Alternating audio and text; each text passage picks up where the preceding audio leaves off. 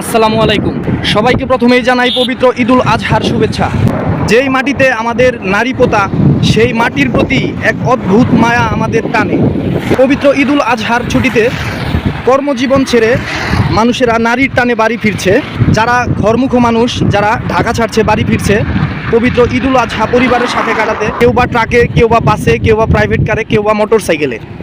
তো এই সব বাহনের মধ্যে সবথেকে ঝুঁকিপূর্ণ বাহন হচ্ছে মোটর সাইকেল। আমরা অনেকে পরিবার নিয়ে বাইক রাইড করে থাকি, এই কাজটি কিন্তু আসলেই নিরাপদ বলে মনে করি না। আমরা মোটর সাইকেলে অনেক সময় পরিবার নিয়ে চলাচল করে থাকি। এই যে যেমন দেখছেন একটি ভাই পরিবার নিয়ে চলাচল করতেছে, কতটা নিরাপদজনক। জি হ্যাঁ, সেতু হ্যাঁ, যমুনা সেতু এখান থেকে 10 কিলোমিটার এখান থেকে। কোথায় যাবেন? হ্যাঁ, যাইতে পারবেন, অসুবিধা নাই, সাবধানে যাবেন ভাই। হ্যাঁ, ভ্রমণকালে আমরা ক্লান্ত থাকলে আমরা সাধারণত পানি বা কোমল পানীয় যেগুলো আছে এগুলো খেয়ে গণপরিবহন থেকে রাস্তায় হুট করে এরকমভাবে ফেলে দেয়।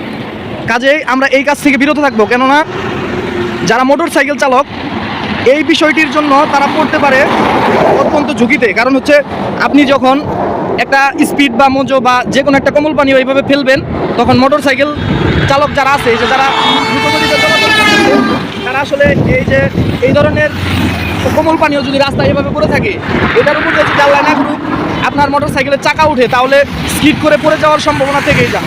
আপনারা যারা গণপরিবহনে অথবা বাসে, ট্রাকে, যে মাধ্যমে যাতায়াত করে থাকেন না কেন, এই কাজটি কখনোই করবেন না। আপনারা যারা ঠান্ডা পানি, কোমল পানীয় জাতীয় যে কোনো ধরনের যত যাই আছে, আপনারা এগুলা খেয়ে আপনারা রেখে দিবেন, নিজেদের কাছে রেখে দিবেন, অথবা কোনো পলিথিনে উঠিয়ে আপনারা রেখে দিবেন।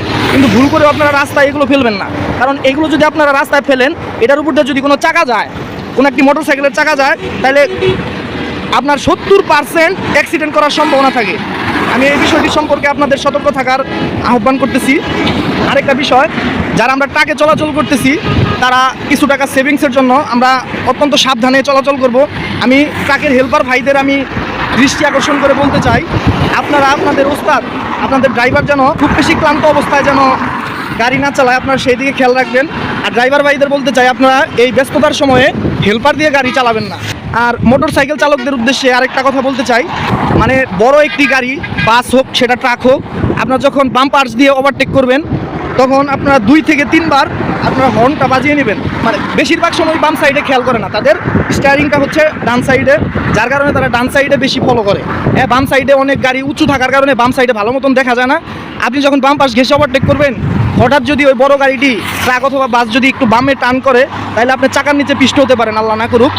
কাজেই আপনারা যখন একটি বড় গাড়িকে ওভারটেক করবেন, তখন অবশ্যই 2 থেকে 3 বার আপনারা হর্ন বাজাবেন। এটা আপনাদের জন্য অনেক নিরাপদ হবে, আর পাশাপাশি যে চালক, সেও সতর্ক হতে পারবে যে বাম সাইডে কোনো কিছু আছে।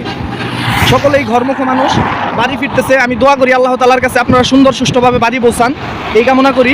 আর বিশেষ করে মোটর সাইকেল চালক আমরা যারা আছি, তারা বউ বাচ্চা নিয়ে রাইড করে থাকি, কিন্তু এই কাজটি কখনোই করা উচিত নয়। কারণ মোটর সাইকেল এমন একটা বাহন, এই বাহন নিয়ে আল্লাহ না করে পড়ে যান, তাইলে আপনার সাল কাটা হবে, হয়তো বা হাত পা ভাঙবে, না হলে আপনি মরবেন। 3টার একটা হবে। আপনি মোটর সাইকেল থেকে পড়ে কখনো বলতে পারবেন না যে আমি ব্যথা পাই নাই। এই যে দেখেন, প্রচুর মোটর সাইকেল, সবে মাত্র শুরু হয়েছে, তো যার কারণে মোটর সাইকেলের চাপ কম আছে, কিন্তু পরবর্তীতে আরও মোটর সাইকেলের চাপ বাড়বে। এই বিষয়টি আপনারা খুব গুরুত্ব সহকারে দেখবেন। সব থেকে গুরুত্বপূর্ণ হচ্ছে, যারা কোমল পানীয় পান করে থাকেন, দয়া করে আপনারা সেটা পান করে নিজের কাছে রেখে দিবেন। যখন গাড়ি থেকে নেমে যাবেন, তখন এটা ফেলে দিবেন, কিন্তু ভুল করে রাস্তায় ফেলবেন না। কারণ এই যে দ্রুতগতিতে মোটর সাইকেলগুলো চলতেছে, এরকম মোটর সাইকেল যদি আপনার এরকম একটা স্পিড এরিয়ার উপরটা যায়, তাহলে অবশ্যই সে অ্যাক্সিডেন্ট করবে। 70% অ্যাক্সিডেন্ট করার অ্যাবিলিটি থাকে। কাজেই আমি আপনাদের বারবার বলতেছি, ভাই আপনারা এই কাজটি করবেন না। সকলেই নিরাপদে বাড়ি ফিরুন, এটাই আমাদের কাম্য, এটাই আমার চাওয়া। সকলের সুস্বাস্থ্য কামনা করে ভিডিওটি এখানেই শেষ করছি। আসসালামু আলাইকুম।